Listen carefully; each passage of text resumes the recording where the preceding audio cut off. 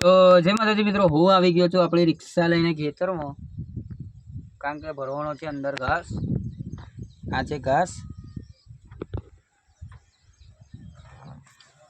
તો મારા ભાઈબંધ આવી ગયો, ઊભા નહીં રહે પણ જતા રહે છે.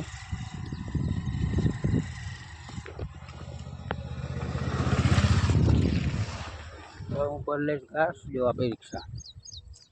જય રોમા ધણી. આ છે ઘાસ બીજો આવે છે અંદરથી.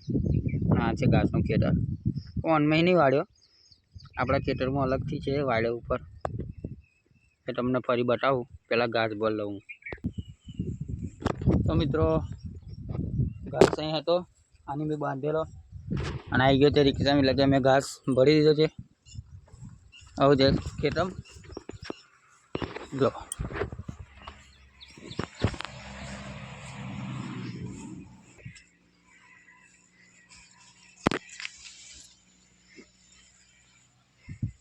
તો મિત્રો હું આવી ગયો છું આપણા ખેતરની અંદર. ખેતરમાં ભીંડા વાવેલા છે. આ જો ભીંડા, અહીંથી ત્યાં લગીને ભીંડા જ છે બધે. અને પેલી કૂતરું છે ને ત્યાં આગળ છે રીંગણીઓ, અને આ ઘાસ છે ધારો ધારો પર બધે. તો હું કાપીને ભરી લીધા છે. તો મિત્રો તમને કેવું લાગ્યું મારું ખેતર અને આજનો બ્લોગ કેવો લાગ્યો કોમેન્ટ કરજો. મળીએ બીજા બ્લોગમાં. જય માતાજી, જય રામદેવ પીર મહારાજ.